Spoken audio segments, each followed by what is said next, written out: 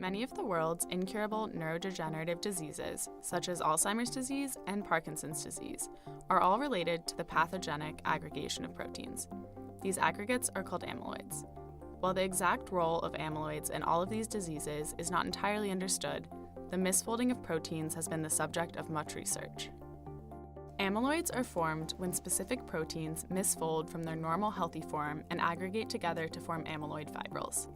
The misfolded proteins lose their normal function and often lead to the cell damage we see in neurodegenerative diseases. These amyloid fibrils are particularly problematic because they are extremely stable, and animal cells have no machinery to effectively reverse this process. When a protein folds, it goes through various intermediate folding states, dictated by a decrease in free energy. We can see that on the protein energy landscape, a folding protein gradually approaches a state of minimum energy, called the native state. However, for many proteins, amyloid-like aggregates are more thermodynamically stable than their native state counterparts. This is due to the fibrillar structure of amyloids, comprised of repetitions of the protein in a regular beta sheet conformation, aligning perpendicularly to the fibril axis and forming extended beta sheets. This folding is extremely stable, capable of resisting disruption by proteases, detergents, and high temperatures. Furthermore, amyloids are capable of assimilating native state proteins into their beta sheet aggregate. This allows amyloids to convert an entire population of proteins into their fold.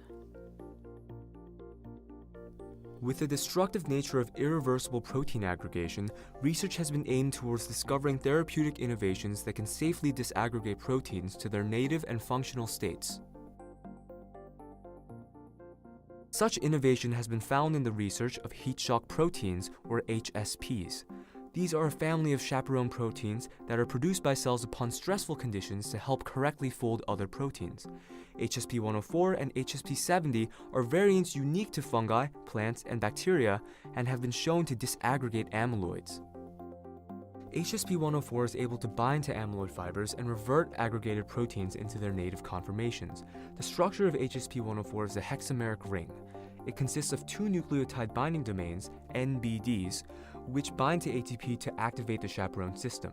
ATP hydrolysis then triggers a conformational change within the system that allows translocation of the polypeptides across the channel of the system.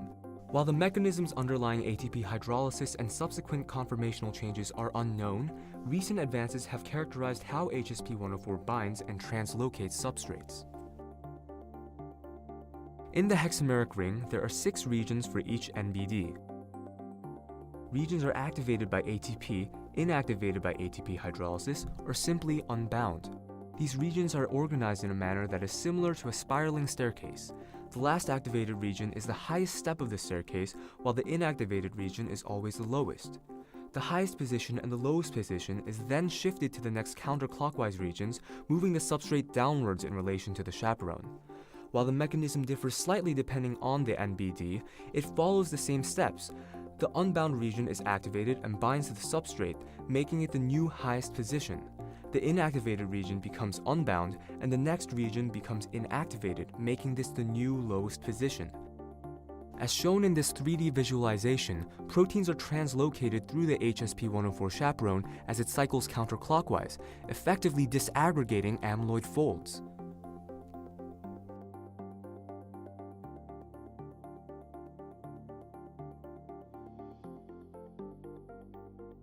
Though there are several known Hsp104 analogs that exist in mammals such as Hsp110, Hsp70, and Hsp40, these alternative chaperones tend to be ineffective in reversing human neurodegenerative diseases. In rat models, Hsp104 not only prevented aggregation of the alpha-synuclein protein associated with Parkinson's, but also disassembled alpha-synuclein fibers when working in concert with Hsp40 and Hsp70. Hsp104 disaggregates in metazoan cells are still in early stages of experimental trials. Recent strides in the field have been aimed at engineering Hsp104 to enhance disaggregase activity in rat models. Through single missense mutations at the middle domain, or NBD1 domain of Hsp104, we can alter Hsp104's ability to recognize different substrates and the overall disaggregase rate of Hsp104. There are currently no effective treatments to reverse the protein misfolding and amyloid formation associated with neurodegenerative diseases. With the promised Hsp104 and engineered Hsp104 variants have shown in vivo, the long-term goal of research on Hsp104 is to develop effective treatments to combat terminal neurodegenerative diseases.